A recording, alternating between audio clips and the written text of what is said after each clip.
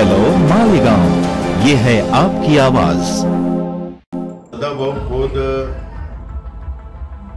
ने जो स्टेटमेंट दिया है, जो बयान दिया है, मैं उनका स्वागत करता हूं, उनका अभिनंदन करता हूं। गोभक्षक हेच मोठे दलाल आहेत। अशा अडवून शेतकऱ्यांच्या होस्टन गायी, जर्सी गायी गोशाळेमध्ये पाठवून द्यायच्या। किती गोशाळेमध्ये गायी म्हशी गेल्या, त्याचं पुढे विल्हेवाट काय लावली? त्या गायी जिवंत आहेत का?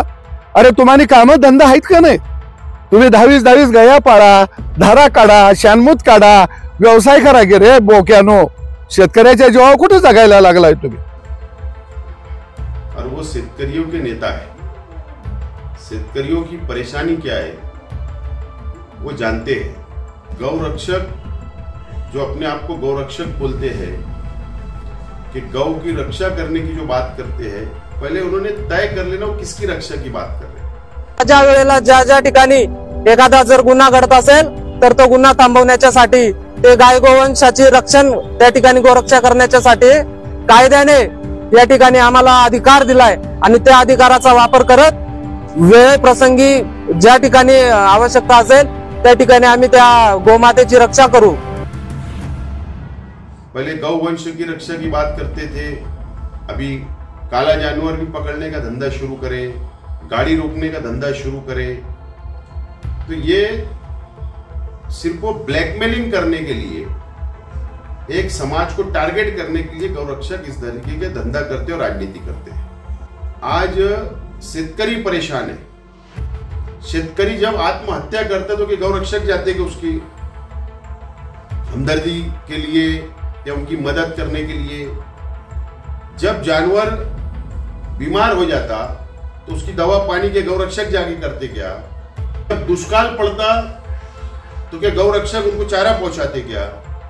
जब शेतकरियों के बच्चों के एडमिशन की फीस भरने का आता तो जब वो जानवर मार्केट में लाकर बेचते तो ये बेचने नहीं देते तो उनके बच्चों का एजुकेशन, उनके पढ़ाई का फीस कौन भरेगा? गौरक्षक भरेगी क्या?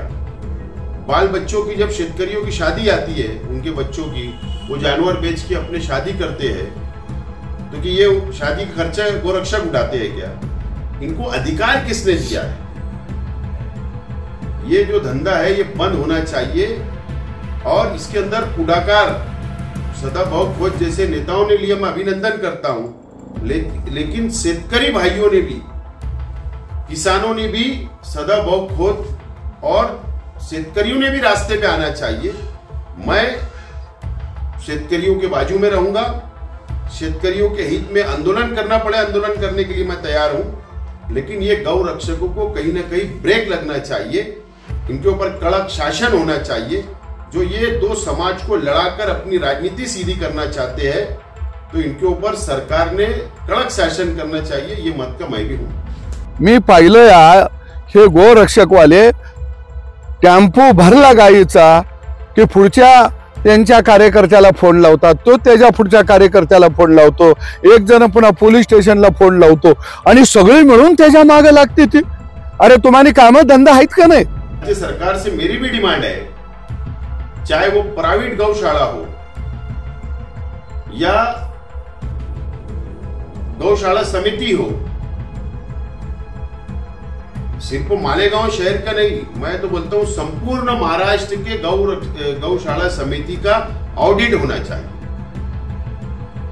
और ऑडिट पुलिस डिपार्टमेंट के साथ में होना चाहिए कि पुलिस डिपार्टमेंट ने कितनी गाड़ी पकड़ी, कौन कौन से गौशाला को दी। रिकॉर्ड तो पुलिस के पास भी होगा, उनके पास भी होगा, तो इसका ऑडिट होना चाहिए ना। बिल्कुल सच बात है, इनका ऑडिट होना चाहिए। इसके अंदर बहुत बड़ा भ्रष्टाचार निकलेगा, बहुत बड़ा भ्रष्टाचार निकलेगा। कुछ लोग साइकिल नहीं थी वो करोड़पति हो गए, ऐसा भी हमारे पास जानकारी है। सदाभाऊ खोत ने कहा कि ऐसे गौ भक्षकों का कहीं ना कहीं मतलब बंदोबस्त करना पड़ेगा। सरकार ने बंदोबस्त करना चाहिए, सरकार ने कड़क कायदा करना चाहिए और ये कायदा होगा तो शेतकरियों के हित में होगा, मुसलमानों के हित में नहीं होगा। मुसलमान तो चिकन भी खा लेता, मच्छी भी खा लेता, बकरा भी खा लेता, काला जानवर भी बीफ खा लेता, शाकाहारी भी बन जाता, मुसलमानों को कोई तकलीफ नहीं है। अगर इनका कहीं बंदोबस्त करना है तो वो शेतकरियों को फायदा होगा, क्योंकि शेतकरियों के आने का काम हमेशा गौरक्षक करते हैं। शेतकरी संघटना मालेगांव शहर, मालेगांव तालुका या हमारे आसपास के डिस्ट्रिक्ट के अगर शेतकरी संगठना, किसान अगर परेशान है, शेतकरी परेशान है, तो संगठना अगर मुझसे कांटेक्ट करेगी, संपर्क करेगी और अगर कोई आंदोलन खड़ा करेगी तो मैं और मालेगांव मेरे कार्यकर्ता और मैं खुद शेतकरियों के साथ में आंदोलन में भाग लेंगे कि जो स्ट्राइक चल रहा है, जो आंदोलन चल रहा है, संप जो कुरैशियों ने किया है, तो इनके अंदर मैं बीच का रास्ता निकाल, दोनों को मिलाकर एक मार्ग हम निकालने का प्रयत्न करेंगे ताकि किसान भी परेशान ना हो और कुरैशी भी परेशान ना हो। इसके लिए पूरा पुढाकार लेने के लिए मैं तैयार हूं। अगर जानवर नहीं बिक रहे, कुरैशी खरीद नहीं रहा, खेती के लिए जानवर नहीं बिक रहे हैं, तो सरकार ने इनके जानवर खरीदना और किसान का भला करना, और नहीं तो सरकार ने तो गौरक्षक जो बोलते अपने आप को, इनको ही बोलना कि तुम ये खरीद लो और तुम इनका पालन पोषण करो, इनका पालन पोषण तुम करो, किसानों को क्यों तकलीफ दे रहे हो? सिर्फ वो धर्म के नाम पर राजनीति करना, यही गौरक्षक समिति का धंधा बन गया है और ये धंधा अब सरकार ने भी ब्रेक करना चाहिए। ऐसा नहीं है कि भारतीय जनता पार्टी का किसान है वो परेशान नहीं है, बीजेपी का भी जो शेतकरी है वो भी परेशान है, कांग्रेस को मानने वाला शेतकरी भी परेशान है, राष्ट्रवादी को मानने वाला शेतकरी परेशान है, शिवसेना को भी मानने वाला शेतकरी परेशान है, परेशान सब है। लेकिन जब भारतीय जनता पार्टी की सरकार आती तो ये संगठन सक्रिय हो जाता है, और अगर सरकार ने इनको ब्रेक नहीं किया तो मैं तो हमारे शेतकरी भाइयों से मैं तो हाथ जोड़ के विनंती करता हूं कि स्थानिक स्वराज्य संस्था की निवडणूक है सामने, पंचायत समिति है, जिला परिषद है, महानगर पालिका है, नगर पालिका है, तो एक समय आ रहा है कि शेतकरियों ने डिसीजन लेना चाहिए कि सरकारी पक्ष को हरा देना चाहिए, ताकि एक संदेश जाना चाहिए कि इस तरीके की दादागिरी, नफरत की सियासत, राजकारण, दो समाज को लड़ाने के लिए नफरत पैदा करने का ये बंद होना चाहिए, ऐसा संदेश देना चाहिए।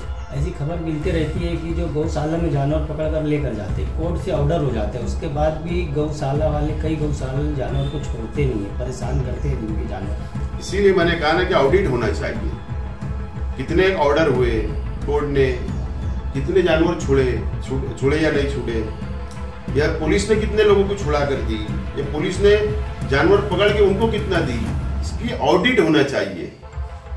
जब तक ऑडिट नहीं होगा जब तक ये भ्रष्टाचार बाहर नहीं आएगा। कल सदाभाऊ के बयान के खिलाफ यहाँ पे कुछ तंजीमों ने भी धरना आंदोलन किया, उनके खिलाफ नारेबाजी की, इसको कैसे?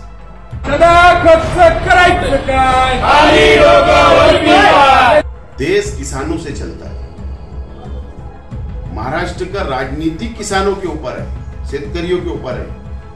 ये चार लोग आकर आंदोलन कर देने से किसान को कोई फर्क नहीं पड़ता, ये चार लोग आकर आंदोलन कर देने से किसान को कोई फर्क नहीं पड़ता, ये चार लोग आकर आंदोलन कर देने से किसान को कोई फर्क नहीं पड़ता। हेलो मालेगांव, ये है आपकी आवाज।